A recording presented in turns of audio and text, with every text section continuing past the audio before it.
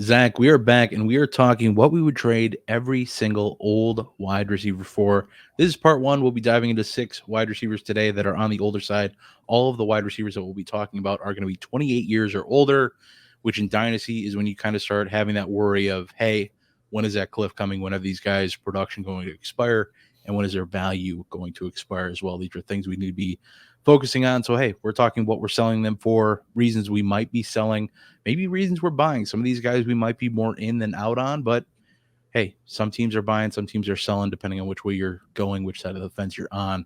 But either which way, we hope you enjoy the video. Please leave a like if you do. Comment down below what you're selling some of these wide receivers for, maybe what you've gotten for some of these wideouts in the past, or what you've bought these wide receivers for. We'd love to know. We'd love to hear about it down in the comments, and we'd love to see you in our Patreon Discord, patreon.com/Dynasty Rewind. Get in there for a free 7-day trial and see what we can do for your Dynasty teams. But with all that said, Zach, all the promo in the books, let's get to the content that people came for. The top dog here on this list today is going to be Tyreek Hill. He's 30 years old. You were tasked with selling him. Maybe you want to buy him. What side of the fence are you on?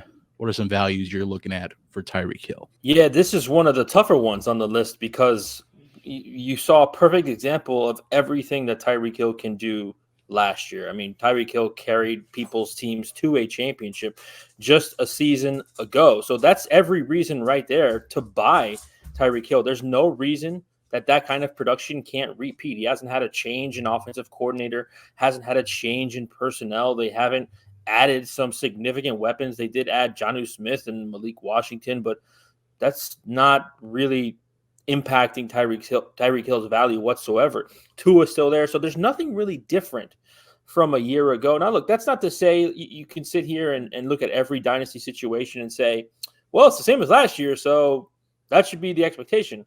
No, but that can be the ceiling is what we're looking at. And I think a safe floor is probably still a wide receiver 1. So there are other players his age, Bob, that we see declining every single season, and Tyreek Hill's numbers have been better than the previous season every year since 2021. So I just don't see any reason outside of injury why Tyreek Hill isn't at least a top 10 wide receiver. Again, this year, he's been the wide receiver 2, 3 out of the last 4 years. You can also say you want to sell because eventually, as you just alluded to, the cliff is going to come and decline will come. It comes for everyone. And there's a possibility that you just want to maximize on the value that you have in Tyreek Hill. So that's every reason right there why you could want to buy or why you want to sell Tyreek Hill. This was tough for me because I looked on DLF and I did see a deal that said I could trade Tyreek Hill for Chris Olave straight up. And if I was to receive Chris Olave for Tyreek Hill, I would do that.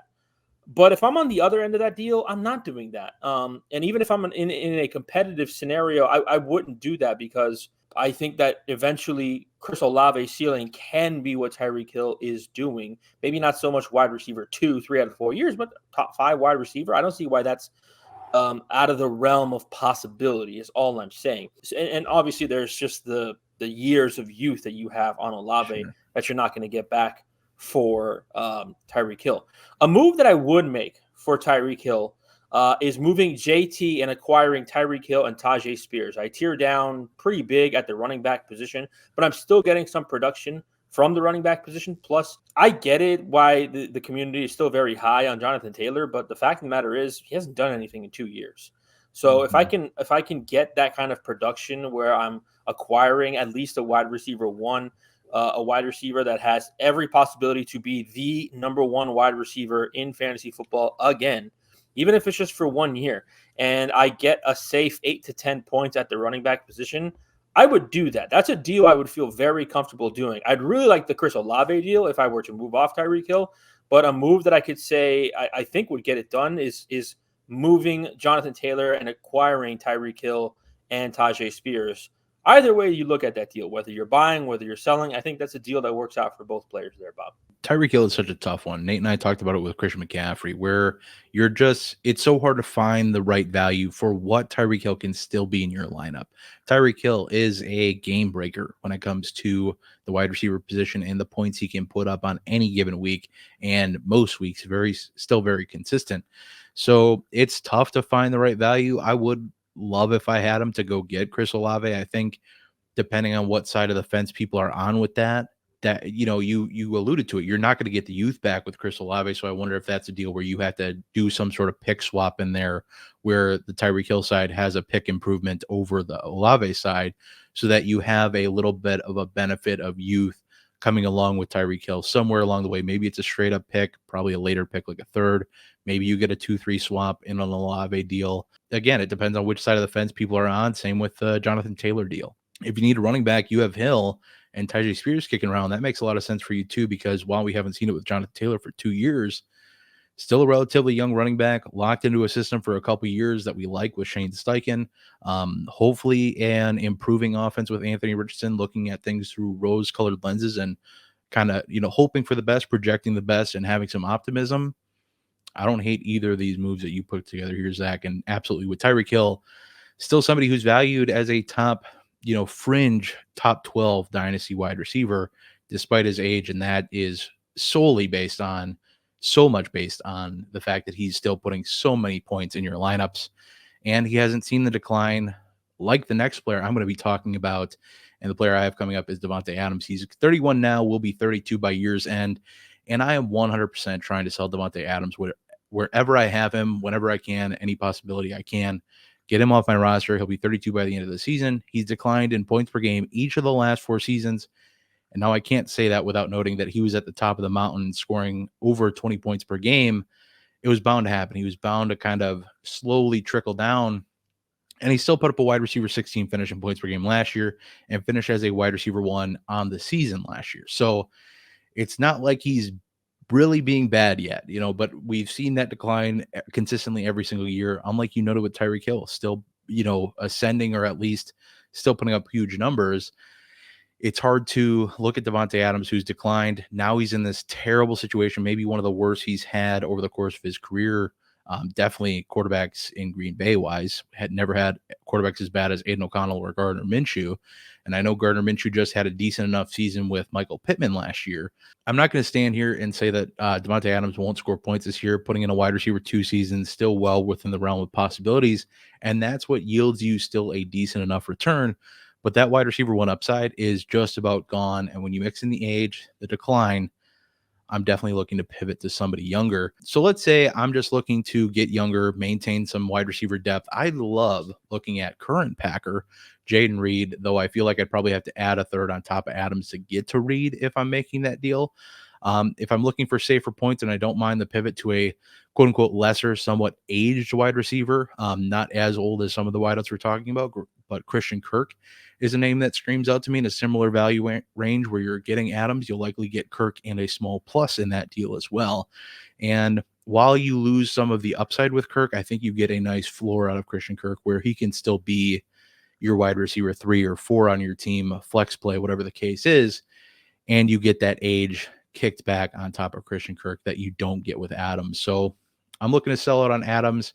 Zach, I'd love to hear your thoughts. If you're in a similar boat, are you more optimistic in this offense than I am? Because I am certainly not with these quarterbacks, with this system. I think we've talked about it with Zamir White, that we think this is going to be more of a ground and pound, grind it out kind of approach, win games 13-10, not 45-42 or anything like that. So, Zach, what are your thoughts here on Adams before we get into the next one? Yeah, I agree. I like these 2 wide receivers that you listed in Jayden Reed and in Christian Kirk. Probably agree with you. You probably have to kick back something a little bit more on top of Adams to get the Jayden Reed. Just because, again, same as Olave, the youth involved in Jayden Reed with 23 years old or something like that. So that's a factor in these trades as well. Something that I agree with you. I am not looking to buy Davante Adams at this point. If I can get him off, I would so do it. There is a world where I wait till the situation is at a tipping point, whether that's 4, 5, 6 weeks through the season. Sure. I think we can safely project. You're doing your projections now. Vegas is not going to be a very good team this year. And if I'm Davante Adams, I'm 32 years old. I don't want to sit on this roster while they go through a rebuild or whatever they're going to try to do, because I agree with you. They're going to try to win games defensively. We've talked about this before on the channel. I think probably they're going to have like one of the slowest offenses, just not that many plays, a lot of running the clock out type of situations where they keep the other offense off the field. And look, I think they're going to have a pretty good defense too. They just added Christian Wilkins in the offseason, put him next to Max Crosby, so on and so forth. But there's a situation where maybe 4 or 5 weeks through the season, Davante's having a mid-year, and I try to acquire for somewhat cheap. I think a lot of the conversations around these buy or sell always depends on the price, right? Some of my favorite players to buy this offseason, Jahan Dotson, for example. The reason is not because of the player, it's because of the price. So if the price becomes so low on Davante Adams, when and if the Raiders are struggling through the beginning of the season, I might look to buy Davante Adams if I'm a competitive team, obviously, because I got to imagine the situation is going to improve. He's going to want out. The team's not going to be good. It's just a scenario. I don't know if things go wrong very quickly for the Raiders, if Davante Adams is still in Vegas, which could change everything that we're talking about. The reason that we're saying that we both don't want any part of Davante Adams is because that seems like a team that's not going to be really fantasy relevant. And so for that reason, I don't want him on my team. But if I can potentially buy him at a very low price, somebody is frustrated with the situation, they want to get out from underneath it 4 or 5 weeks through the season, I might look to come in very low. I don't know what that is off the top of my head and buy. I'm just putting that caveat out there because I agree with you. I like these two other players I can get. If I can move on from this problem, I would love to do that. It's just not a player I want on my team. If I can get off my team, what can you give me? I'm not going to take 50 cents on the dollar, but I will get Davante Adams off my team if I can help it. You want to move off this next guy as well, Zach. Stefon Diggs, currently 30 years old, will be 31 by year's end. What are you trying to get? Tell me what you got. I think, by the way, Stefon Diggs is a great example of what I'm talking about with Davante Adams. Whereas last year, Stefon Diggs' value was in the toilet at the end of the season, and he goes to Houston, and all of a sudden it's like, hey, maybe we should buy. This is the guy that we're semi-interested in. And that's a potential situation that you could have with Davante Adams. But much like you, Bob, and Davante Adams, I am trying to move off Stefon Diggs anywhere I can. Now, it's so weird because you pull up his stats, fantasy speaking, wide receiver 3, 7, 4, and 10 the last 4 seasons. I was like, damn, he's been that good. Even last year, he was wide receiver 10 with how much they struggled once Joe Brady took over the reins. I think he could very well still be a top 15 wide receiver this season. Or we could be at the precipice of the cliff of his career. I really have no idea where we are right now with Stefon Diggs. But this may very well be the last good chance anyone has to move off of Stefon Diggs. Although I do think at the core of my beliefs that Stefon Diggs will have a decent season this year, but who knows where he's playing after the 2024 season. He's not a piece that I want to acquire in any situation. Like, I at least brought up the Davante Adams scenario that I would want to acquire. There is no scenario in which I would want to acquire Stefon Diggs because I think the next year he's probably going to be on his 3rd team in 3 years. And, that's just and I'm going to use this player a couple times in my player discussions. It's a very, a Julio Jones-esque end of the career where he's, playing in Tennessee and then he's playing in Philadelphia. It's like it's over, man. Just let it go. I did just sell Stefon Diggs in a league over the weekend. It's a little convoluted, but I'll give you the deal. I sold Stefon Diggs, Davante Adams, and a 25 second-round pick, and I got in return Nico Collins and a 25 third-round pick. Very happy with that deal. Otherwise, if I was just looking at straight draft picks, can I move him for a 26 first-round pick or a 25 second and third-round pick? I do not think you get a first-round pick if it's in the year 2025 for Stefon Diggs. Just with what have you done for me lately? You look at the last 6-7 games in Buffalo is very bad. There's still a scenario in Houston where it doesn't work out. There's a lot of mouths to feed in Houston, although I do think it does sort itself out. So I don't see a scenario in which you get a 25 first. So can I get a 26 first or a 25 second and third, Bob? In this offense, thanks to CJ Stroud, there is some excitement for Diggs where you can make a pivot off of Diggs this year still. And I think, honestly, I do think that this can still be a good year for Diggs. I don't think he's riding off into the sunset quite yet, into a good offense, into a good pass-happy offense with a good quarterback. Like we said in CJ Stroud, everybody loves CJ Stroud, getting up there in quarterback rankings already, even though he's not proven that much to us yet outside of being a very, very, very, very, very good rookie. It is what it is. But I like Diggs this year, but 100% want to move off him for whatever I can. I like the Nico deal you pulled off here. I think a lot of people will probably consider that more than you have to pay for Nico, but I think we're just higher on Nico around here, and that's okay. And then getting a first round pick in exchange for him too would be great, or more sooner, 25 second and third feels a little light, especially if that's a competitive team. If those picks are more like an adjacent team that's mid or early, I'm a little more excited about those picks. But I get you can only get so much for some of these aging wideouts. Especially depending on where people are at on him. That's the whole value gauge of things. And a guy who I've never been a huge fan of, I had a rosy image for him at one point, coming off his breakout season when he was, half the season he was receiver Deebo, half the season was rushing Deebo, and we expected this rushing floor of his to kind of go away or fade away a little bit. It did somewhat the following year, but it was more due to injury. Deebo Samuel flat out has to be one of the most frustrating dynasty assets to manage. He certainly has the talent and upside and can win you any week he's healthy for. However, that is the big caveat. Health has been the biggest question mark, and he hasn't been able to string 2 seasons together yet due to his health. And players tend to get less healthy as they age, not more healthy. I just have no interest in having him on my team unless he's my 4th or 5th receiver option, someone I'm not super relying on, somebody who I'm putting in a flex spot. But just fact of the matter is that's hard to build up a dynasty roster to do that. If you want to know how you can get a dynasty roster at that point, check out the roster view option in the pinned comment below or the YouTube description box. But plus, with all these rumors of him being moved, I can't say, or Brandon Ayuk, one of them being moved. If Deebo stays in San Fran, I'm happy about it. I think that's a good move for both players. But if Deebo is the one that gets moved, I can't say I'm super optimistic about seeing him in a different offense because of how he could be used. A lot of what, not a lot of, but some of what has, padded his stats has been the rushing he's gotten the last couple of years. He had 5 rushing touchdowns last year, and that's not nothing. And a couple hundred rushing yards to go along with it. That's not nothing. That's something that helps you pad stats when you're not getting a ton of the receiving workload. Like this offense just has so many receiving mouths to feed. It's hard to get a lot of that work, but Deebo Samuel right now is still valued on the fringe of a wide receiver 2 or wide receiver 3 land. And I don't hate this value, to be totally honest, with what he can give you. He's probably a little undervalued. And again, something we've talked about, we see rookie fever in full swing with guys like Brian Thomas Jr., Lad McConkey, Xavier Worthy, all ahead of him in dynasty ranks, at least on Keep Trade Cut. And I'm sure that's, fluid on other sites as well, and other places as well. As much as I get the volatility of Deebo Samuel, I can't do that. But this is one where you can go a couple of different directions with where his value is, thankfully, depending on what you want to do. If you're competitive but lacking a running back, James Cook is a guy I like. Isaiah Pacheco, another name I'm interested in a swap for.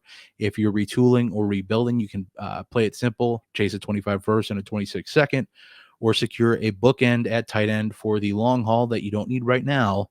But for the future, go get TJ Hockenson on your team. I like these values. I like these pivots to other positions. I don't think you're getting great wide receiver value for him staying at the same position. So pivoting outside of Deebo Samuel is where I'd be going on this one. Zach, feel free to chime in. I don't think you're a huge Deebo guy either.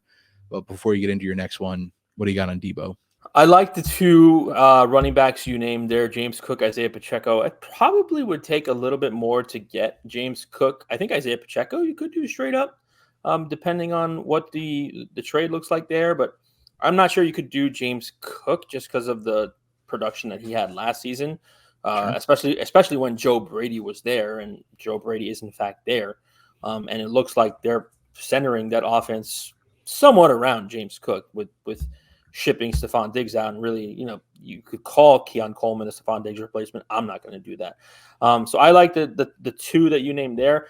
I'm not a Deebo fan. I'm just lukewarm. I think he is very frustrating, but he is somebody that I feel, as long as he is starting on Sunday, that I feel good about putting in my starting lineup and getting double digit points. And I feel like he is more likely to have a big game than have a dud game if he was in my starting lineup. But yeah, he's definitely somebody that, except for that 1 year, has really not lived up to the potential, the ceiling that he's shown. So that's where the situation gets frustrating.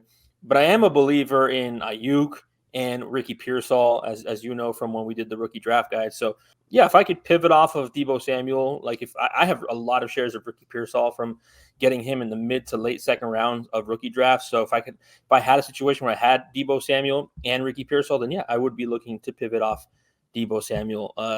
Totally agree there. Not a guy I'm trying to go out there and acquire, especially with the uncertainty of the situation, as you alluded to in the beginning of your point.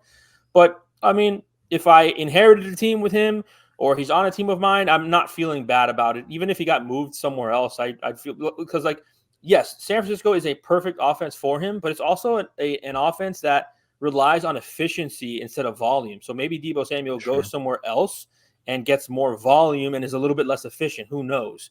And so for that reason, I'm not scared off of Deebo Samuel moving somewhere else. That's fair enough, Zach. Go ahead and dive on into Chris Godwin, 28 years young. What do you got with Chris Godwin? You buying, selling? What are you looking to sell for or possibly buy for? What do you got in Chris Godwin, Zach? Yeah, this was a name when I came up on the list I was very excited to dive into because it's somebody that ever since the news came out, we'll talk about that in just a second, of what Tampa said they're going to do with him. I'm kind of interested in acquiring him because of the price tag. Again, I'm going to keep doing this the entire video when we're talking about acquiring these players. It's because their price is affordable. The Bucs and their new offensive coordinator Liam Cohen have said they're moving him back to the slot, which is where Chris Godwin has had his most success throughout his playing career. You look at last year, he played only 32% of his snaps inside at the slot position. They said last year, we're trying to preserve his health. He was coming off that ACL a couple years ago. He only played 32% of his snaps from the slot, as opposed to 60% in 2022, Bob, and 53% in 2023, both years that Chris Godwin finished as a wide receiver too. The Bucs did not add any major competition. They kept their core together. They brought back Baker Mayfield. They brought back Mike Evans. Yes, Dave Canales is not there. That is the X factor that none of us can account for when we talk about any player on the Tampa Bay Buccaneers right now. I do expect that offense is not going to be as good as it was last year. But that's not to say it's not fantasy relevant. So, again, not a whole lot of different competition. Yes, they bring in third-round pick Jalen McMillan. I'm not expecting him to come in and steal the spotlight. If anything, he's going to compete outside, and the Bucs have committed to bringing back Godwin to the slot, which makes somebody like me who's interested in these kind of analytics and statistics interested in acquiring Chris Godwin at the right price, because last year I think he only had 3 or 4 touchdowns. Not a good fantasy season last year. A lot of that opportunity went to Mike Evans, which, by the way, we will talk about Mike Evans later on in part 2 of this video. But ideally, I don't want to move a young wide receiver if I was trying to buy Chris Godwin. Part of the reason I would look to acquire, again, just the price that I can get. I went on DLF. It says I can move Josh Jacobs for Chris Godwin in a third-round pick. I'd like to do that because I can get off Josh Jacobs, who is essentially on a 1-year deal. And all of us on this channel are huge Marshawn Lloyd fans of not only the talent, but the situation over there in Green Bay. So if I can move off a situation that I don't think in 2 or 3 years is the same as it is now in Green Bay, in that running back room, and get Chris Godwin, who I think at least has 1 or 2 more years of wide receiver 2 production, I would like to do that. Bob, what do you think about that? I honestly think you could probably chase a second with that deal instead of a third. I know we're kind of not stereotypically, but little lower on Josh Jacobs around here because of how that contract is structured, and how Josh Jacobs has not been awesome despite amazing volume over the last couple of years. With the inflation of running back value due to the positional value that running back holds for Josh Jacobs, and how low people are on Chris Godwin, I don't think it'd be a stretch to go for Chris Godwin and a second-round pick at this point. And I like the overall concept. I'd like it more if it was a second-round pick. And I am optimistic of what Chris Godwin can be back in the slot, because that's where he's had his success, is in the slot. You nailed it, 3 touchdowns last year, and that can easily go up. He's been somebody who's definitely scored more than that over the course of his career. So that goes up. You mentioned the Dave Canales not being there as the OC anymore. A little concerning, but if we can get the right situation around Chris Godwin, and you mentioned still having Baker Mayfield, who's shown to be good at least in this offense and kind of a chameleon. He's good kind of good-ish anywhere he goes. I don't hate this. I don't hate the thought here of buying in. And I think if you are selling Godwin for Jacobs, I think that's a realistic move as well. Are there any other values, or, if you were to send Godwin for just a second round pick, or is that something you do, or someone, maybe a rookie second rounder from this year's draft, Trey Benson, Ben Sinnott, Jalen Polk, any of those guys? Would you make any of those deals selling in the second round pick vein, or are there other players you'd look to sell Godwin for? Okay. Oh, yeah. If I was on the receiving end of Jalen Polk or Ben Sinnott or Ricky Pearsall for Chris Godwin, I would, as much as I would like to have that production. But if I had to sell Jalen Polk to get Chris Godwin, I don't want to do that. Gotcha. I don't want to do that. I'd feel better about doing a future second round pick because there's no name attached to it. Sure. Fair enough. Getting to the last player that we'll talk about today, and also the oldest player that we'll talk when we're talking these old wide receivers, Keenan Allen, 32 years young. This guy, the cliff has to be coming, right? I mean, he did just have one of his best seasons, an elite season. But at the end of the day, age is undefeated, and we do have that rookie quarterback in Caleb Williams ahead of us, who I believe in, but still a rookie quarterback. We need to temper some expectations for him. It's reasonable to suggest that Keenan Allen will be serviceable this year, but it's really hard to expect anything beyond that, as opposed to anything you get beyond now is a bonus on top of Keenan Allen. So looking at his costs, what you could get for Keenan Allen, this one's kind of tough because his value is one of the lowest of the players we'll talk about as it pertains to this video topic. But there are some players valued around Keenan Allen that I would love to swap him for. But as always, it depends what you're trying to do this year. Let's say you're not looking for points now. Two rookies that I love that I would try to chase at the cost of selling Keenan Allen: Jalen Polk, Malcolm Lloyd. You might have to send a third or fourth on top of to get these guys, on top of Keenan Allen to get these guys, which I'm absolutely fine with. If you're looking for some points, Pat Freiermuth, Tony Pollard. I'm the Tony Pollard guy now. Don't know how that happened, but here it is. Here I am. And then Pat Freiermuth lends you some long-term stability as well at the tight end position, and Pollard is locked into the Titans offense for at least 2 years, and then there's an easy out in year 3. But you could also just send for a 25-second if you're just looking to stack picks, just looking to get something for his value. I think a 25-second is still reasonable to ask. Obviously, it's going to depend on what whoever you're selling to thinks, because I think there are a lot of people out there that are putting Keenan Allen as receiver 3 in this offense. I think that's a mistake. I think it is going to be set out to be DJ Moore, Keenan Allen, and then Rome Odunze, at least for a good chunk of the year. Maybe we see Rome Odunze make that classic rookie jump after the bye week. Maybe we see a changing of the guard where Keenan Allen maybe shifts to the 3, whatever the case is. I think that's how it breaks down in this offense. Even though Rome Odunze and Caleb Williams are buddies and they're incoming rookies together, Keenan Allen is still somebody who is going to get a ton of work in this offense while he's still good enough to get it. He's there for 1 year. Let's see what we can get out of him. But those are some moves I'd make to move off of Keenan Allen. Anything to add on Keenan Allen, Zach, before we move on to part 2? Yeah, man, Keenan Allen, I get it. Had a phenomenal year of production last year, but for a player that potentially carried you a lot in your dynasty season, every worry about Keenan Allen, and I know he's been relatively healthy the last few years, but every worry you have about Keenan Allen came to fruition at the end of the season last year when you needed him the most. The stretch of your regular season, the playoffs, and your fantasy championships, Keenan Allen was nowhere to be found. And that's just why no matter how much production Keenan Allen has, I just am not interested in buying it because I cannot depend on it on a week-to-week basis. If I buy Tyreek Hill now, he is not someone known for missing time due to hamstring injuries. Keenan Allen has, whether it was 10 years ago or whether it was last year, and whether there was 6 solid good seasons in between. He's had issues with hamstrings before or whatever, little injuries that affect you for 3, 4, 5 weeks of the season. And I just don't want to buy that because it's such a headache for me. And here's the other thing too. I've said this before. You know I've said this before.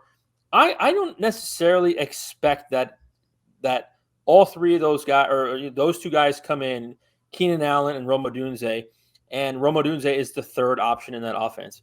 I think there's a very real scenario where Rome Odunze is a very good wide receiver to start off the season. I'm not somebody that, I'm not expecting him to come around till the bye. I don't know. Like, to me, if I'm the Chicago Bears and I'm doing this youthful movement, I'm not putting Keenan Allen ahead of the depth chart over my top 10 wide receiver pick. Like, I'm just, especially for what we saw from Rome Odunze in very high risk situations last year, like national championship game, the playoff games. Like, he was a factor last year. And at this point in their careers, over 32, 33-year-old Keenan Allen or 23-year-old Rome Odunze, who's just very, very. It's really going to depend on the scheme that Chicago wants to run. Like, do they want to run things down the field, or do they want just your 5, 8, 10 yard, which is where Keenan Allen really excels, is the short to intermediate game, because down the field is where Rome Odunze excels. So I don't know. I'm just somebody that I don't believe that Keenan Allen comes in and replicates the success that he had last year. I know it's not necessarily what you're saying, but I just don't want any Keenan Allen. I don't want the headache of managing that situation. I don't want the headache of relying on him in my starting lineup and then him having a hamstring injury. When you're 32, 33 years old, that can cripple you. Look at Aaron Jones last year. That was 6 or 7 weeks where a hamstring injury affects you. So it's just not a player I'm interested in buying. So I'm in agreement with you. If I can get him off my roster, I would like to, and I'm just not buying because I don't want to depend on that kind of production. And there's a very real scenario where you buy him and he just declines. He just declines on your roster, and I just don't want any part of that. Yeah, it's hard to expect him to be much more than a declining asset at this point, because while I'm looking through rose-colored lenses, he could absolutely have a good year this year. And to speak to the point you brought up with Rome Odunze, I think, and this is just a cautionary thing, I just would say I feel like with that mindset, we might be slipping into that whole mistake we made with Jackson Smith and Jigba last year. I know these two aren't the same players, but they also have the same offensive coordinator now in Chicago and Shane Waldron that put JSN to the curb because, and like I said, I know they're not the same player, but I'm just saying that it's the same offensive coordinator that couldn't draw up plays for 3 wide receiver sets. And I think while there is a youth movement more so in Chicago than there was in Seattle last year, obviously they have a rookie quarterback and this rookie wide receiver. I just think you're might be falling into that trap or that thought that maybe he might do a little more than you think. But I don't hate it. I think Keenan Allen's older than Tyler Lockett was at that time, and DJ Moore is about the same age, I think, as DK Metcalf. So there's a little bit different situations there. It's not the same situation, but just a precautionary tale more than anything else. But that's going to do it for part 1. Stay tuned for part 2. That'll be coming up shortly. But while that is it for the video today, I do hope that y'all enjoyed. Please leave a like if you did. Comment down below what you're selling some of these players for. Are you selling these players, or are you buying some of these players? Let us know some values you associate with them, what values you've gotten selling them, maybe what you bought for them. We want to hear from you, and we want to hear from you in the Patreon Discord. Head over to patreon.com/Dynasty Rewind. Get in that Discord server for a free 7-day trial and see what we can do for your fantasy teams. With all that said, Zach and I are going to get the heck out of here. We will see you in the next one. But until then, I hope that y'all have a good one.